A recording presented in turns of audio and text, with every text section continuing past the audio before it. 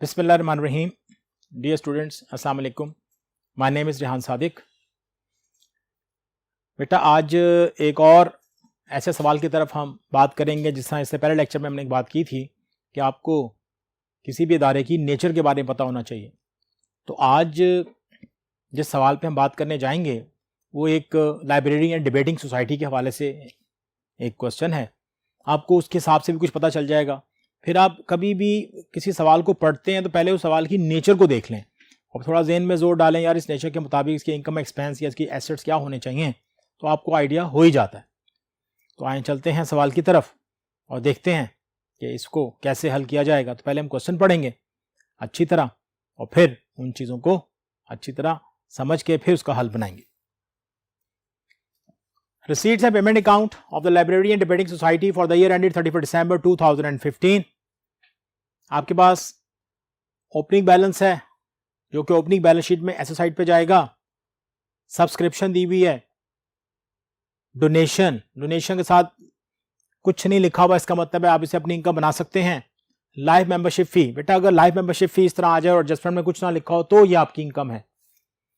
Interest आपकी income है। Profit from entertainment है, रेंट एंड रेट्स है, वेजेस है, इलेक्ट्रिसिटी चार्जेस हैं, स्टेशनरी, बुक्स। अब ये एक चीज आपको नहीं मिलेगी।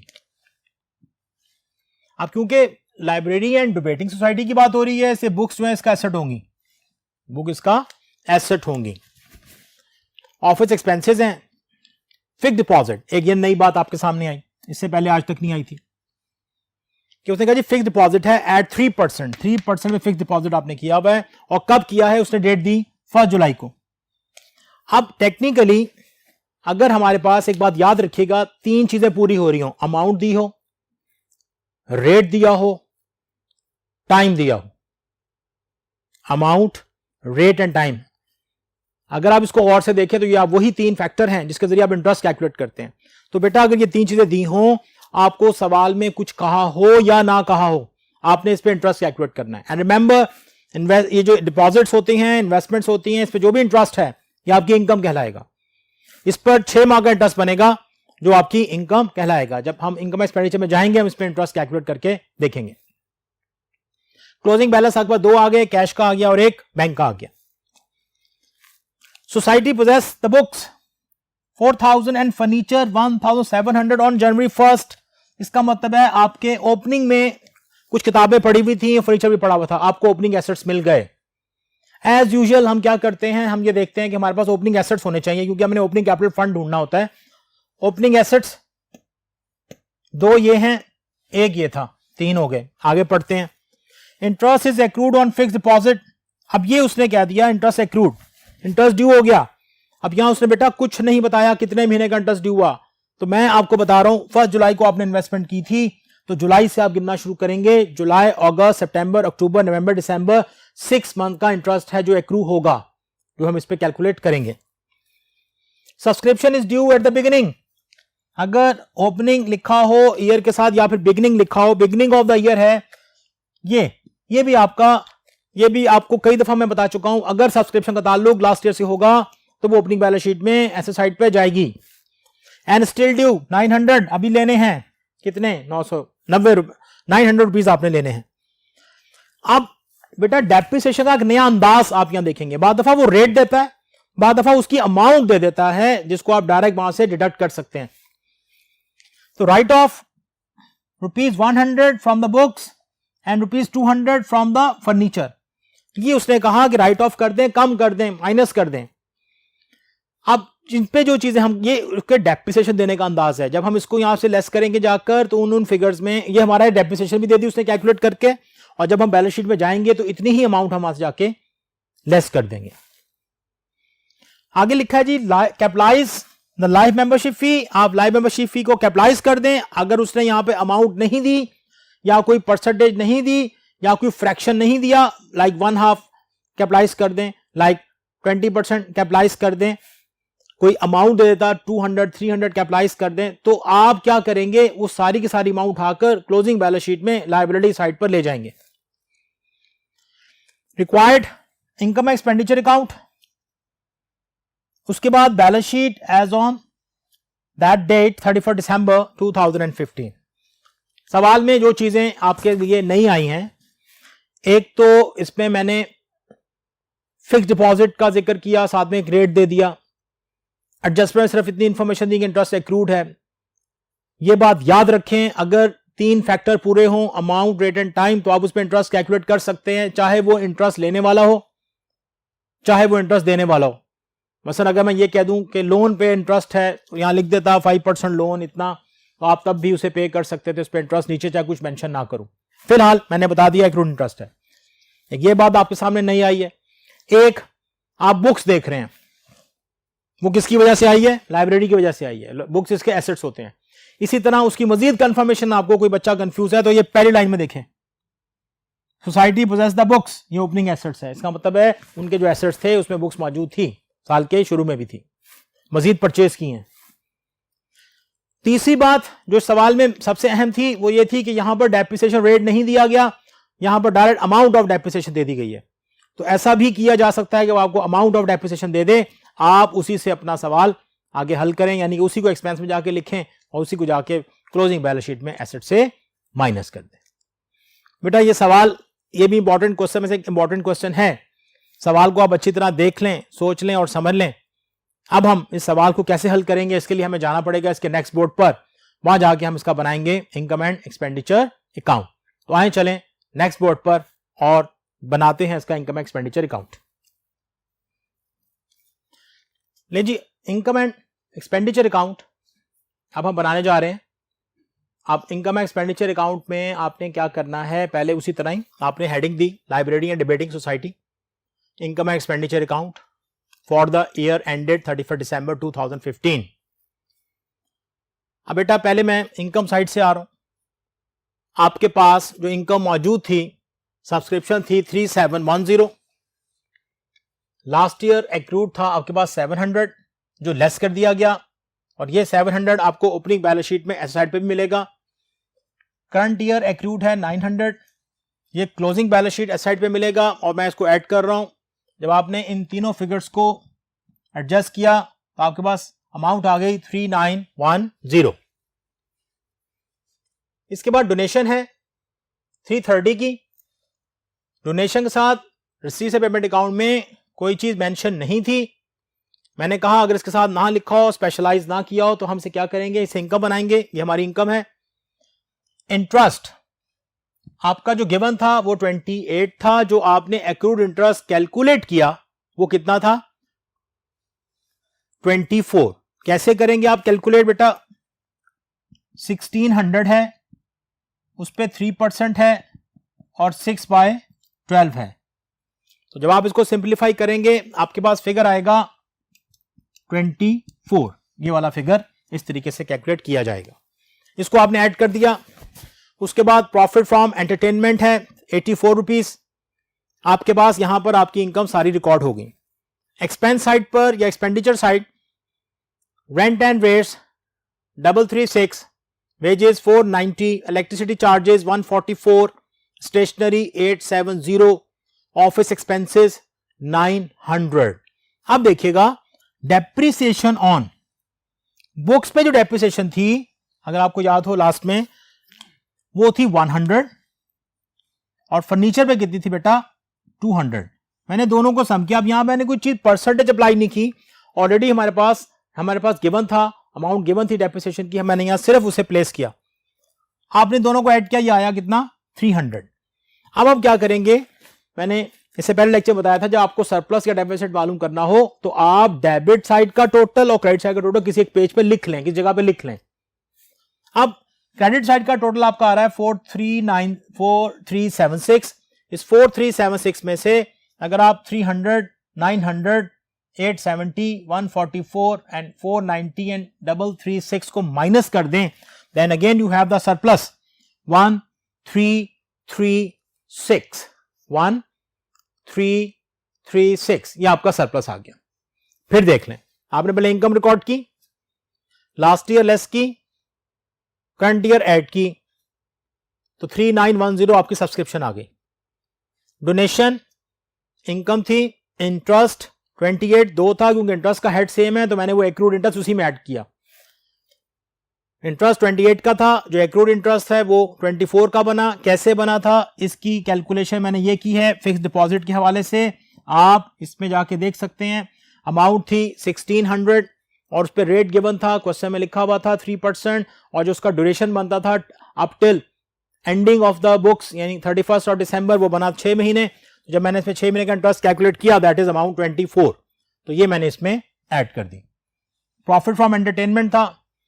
इसके बाद रेंट रेट, इसमें कोई एडजस्टमेंट नहीं थी, वेजेस की कोई एडजस्टमेंट नहीं थी, इलेक्ट्रिसिटी चार्जेस की बेटा कोई एडजस्टमेंट नहीं थी, स्टेशनरी में भी कोई एडजस्टमेंट नहीं थी, ऑफिस एक्सपेंसेस की भी कोई एडजस्टमेंट नहीं थी।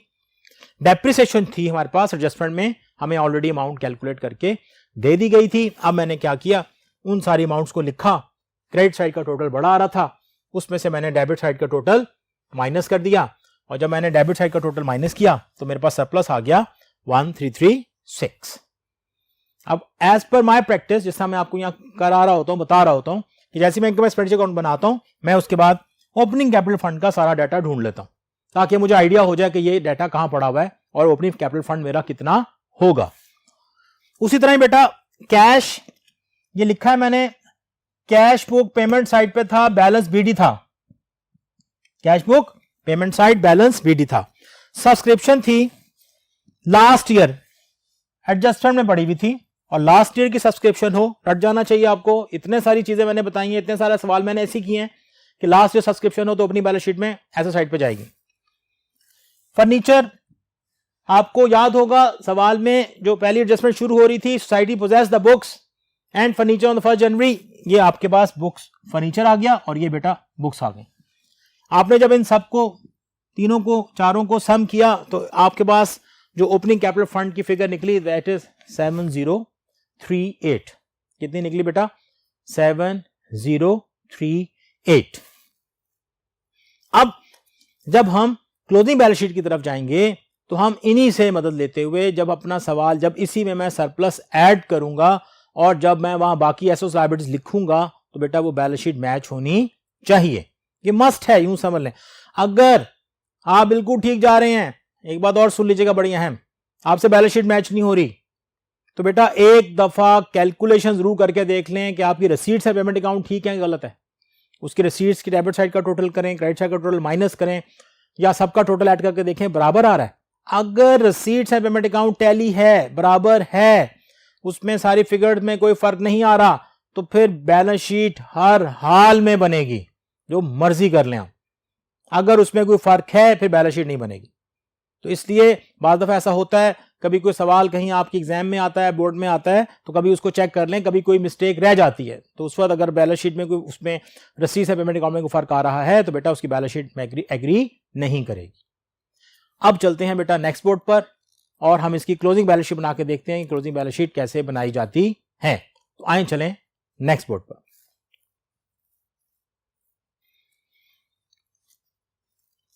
बैलेंस शीट की वही headings, library and debating society balance sheet है एज ऑन 31 दिसंबर 2015। पहले हम एसेट साइड से आएंगे। करंट एसेट्स मैंने हेडिंग दे दी।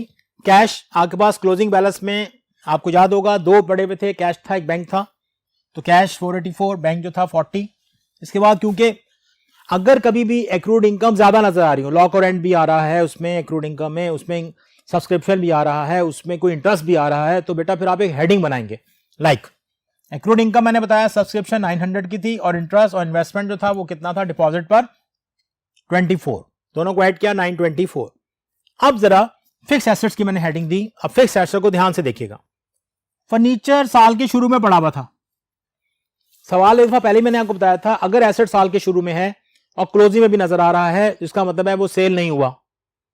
अगर वो सेल होगा तो आपको कैश बुक की रिसीट साइड पर या रिसीट पेमेंट अकाउंट की रिसीट साइड पर नजर आएगा, वो नजर आएगा। वहां पे ऐसा कोई फिगर, ऐसी कोई फिगर मौजूद नहीं थी, इसलिए मेरा ये फर्नीचर अभी तक एग्जिस्ट कर रहा है। लेस की मैंने डेप्रिसिएशन और इसकी नेट अमाउंट मैंने लिख दी इसके मेन कॉलम में। बुक्स थी साल के शुरू में पड़ी हुई थी बेटा 4000, साल के दरमियान में मैंने परचेज की 426 की, तो टोटल बुक्स मेरे पास हो गई 4426। अब इस पे जो डेप्रिसिएशन थी वो थी 100, जब मैंने वो माइनस की तो मेरे पास 4326 इसकी फिगर आ गई। इसके बाद जो फिक्स डिपॉजिट था आपके पास वो आपको पता है इन्वेस्टमेंट करें या फिक्स डिपॉजिट करें या गवर्नमेंट सिक्योरिटीज में आप इन्वेस्टमेंट करें, ये सारे आपके कैपिटलाइज्ड आइटम होती है, मीन बैलेंस शीट में जाती हैं और एसेट्स होती हैं, क्योंकि इस पे आप इंटरेस्ट अर्न करते हैं। तो फिक्स डिपॉजिट वहां पे था 1600, मैंने लास्ट बोर्ड पे ही बताया था आपको, ये फिक्स डिपॉजिट की एक अमाउंट थी 1600 थी, उस पर रेट कितना था 3%, जो कि गिवन था, सारी इंफॉर्मेशन गिवन थी किसमें, पेमेंट साइड पर of receipts and payment account. इसके बाद मैं लायबिलिटी साइड पे आ गया, यहां पे बहुत कम आइटम मौजूद हैं क्योंकि एक ही चीज थी, वो कैपिटलाइज थी। लाइफ मेंबरशिप फी मैंने कैपिटलाइज की 500 से। कैपिटल फंड, इससे पहले लेक्चर में बता चुका हूं, कई बार बता चुका हूं, यहां मैं लिखता हूं बैलेंस बीडी, यानी कि ये ओपनिंग बैलेंस को इंडिकेट कर रहा है, जो पिछले साल का एंडिंग था और इस साल का ओपनिंग है 7038। एड सरप्लस, इसमें मैंने सरप्लस ऐड किया 1336, तो मेरे पास इसका नेट आया 8374। 8374। अब आप क्या करेंगे, अब आपके पास लायबिलिटीज में से दो अमाउंट नजर आ रही हैं, आप इसको ऐड करेंगे, उसके बाद इनको ऐड कर लें and total should be matched as usual. अभी मैंने बताया अगर आपने बैलेंस शीट ठीक बनाई है और वो मैच नहीं हो रही, तो उसका पहला चेक क्या है कि आप अपने रिसीट्स एंड पेमेंट अकाउंट को चेक करेंगे, क्या उसमें कोई गलती तो नहीं। फिर दूसरा चेक क्या होता है, अपनी एडजस्टमेंट्स को चेक करें। बाद दफा ऐसा होगा आपने किसी एडजस्टमेंट्स को ऐड करना था, उसे लेस कर दिया, लाइक एक्रूड इनकम थी, वो ऐड होनी थी इनकम है, आपने इनकम से लेस की, लेकिन यहां सही लिखी हुई है। तो ऐसे कई फैक्टर्स हैं जो आपके सामने आएंगे। डेप्रिसिएशन थी, आप बैलेंस शीट में तो इनकम एक्सपेंडिचर अकाउंट में तो लिखा आए हो, लेकिन बैलेंस शीट में लेस करना भूल गए, तो ये उसके बाद के मसले होते हैं। लेकिन क्योंकि आपको इतने सारे सवाल हमने एक ही ट्रैक पे इसलिए करवा दिए हैं ताकि आपको आइडिया हो ये चीज ऐसे, फलानी चीज ऐसे और फलानी चीज ऐसे। और बेटा अच्छा स्टूडेंट वो होता है जो लेक्चर सुनता है, उस लेक्चर को मजीद सुनने के बाद उसमें से एक एक नई बात को पिक करता है, उसको किसी पेज पे लिख लेता है किसी भी अंदाज में, और फिर उसके बाद उसको प्रैक्टिस करके उससे रेलेवेंट क्वेश्चंस को करता है, प्रॉब्लम्स को करता है, पास पेपर के सवाल देखता है, तो उसकी तैयारी मुकम्मल हो जाती है। हमने इस चैप्टर में जितनी चीजें भी आज तक पढ़ी हैं, क्योंकि इसमें ज्यादातर इसमें थ्योरेटिकल पोर्शन बहुत छोटा था, उससे बहुत कम यानी कि चीजें बन जाती हैं, लेकिन इसकी balance sheet, opening balance sheet, ending balance sheet, income expenditure account का जो रिलेशन है आपस में, जो कि हम तीनों चीजें बना रहे हैं रिसीट पेमेंट अकाउंट से, उनका बड़ा गहरा ताल्लुक है।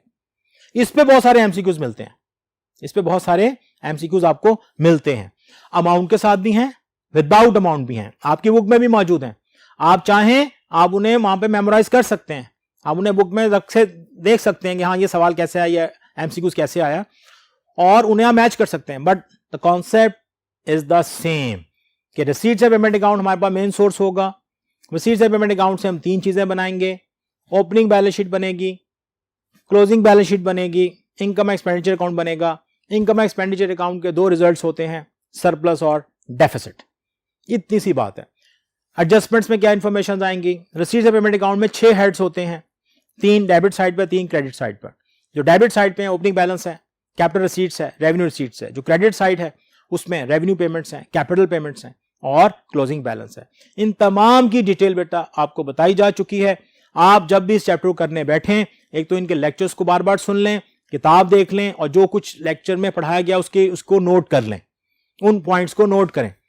कुछ चीजें ऐसी होती हैं जो हम बोर्ड पे लिख जाते हैं, कुछ चीजें ऐसी होती हैं बोर्ड पे लिख रहे होते हैं, बोल रहे होते हैं, तो वो बोल के आप सुन सकते हैं, सुन लें, उसके बाद उसे नोट कर लें और उसके बाद कहीं उसे अच्छी तरह महफूज कर लें ताकि वो आपको बोर्ड तक आपका साथ दें। ये कुछ चीजें ऐसी हैं, आईकॉम का सिलेबस इतना डीप सिलेबस है, इतना अच्छा सिलेबस बना हुआ है, कंसाइज भी है, कॉम्प्रिहेंसिव भी है, कि ये आपको बीकॉम पार्ट 1 तक सपोर्ट कर रहा होता है। इसलिए अगर आप यहाँ पे कुछ चीजों को अच्छी तरह समझ आते हैं, यूं समझ लें आपका बीकॉम पार्ट 1 वैसे ही क्लियर हो जाएगा, आप उसके सवाल भी आसानी से कर सकते हैं। नहीं जी, अब तक के लिए इजाजत दीजिएगा, इंशाअल्लाह फिर किसी चैप्टर के साथ दोबारा मुलाकात होगी, तब तक के लिए इजाजत दें। अल्लाह हाफिज।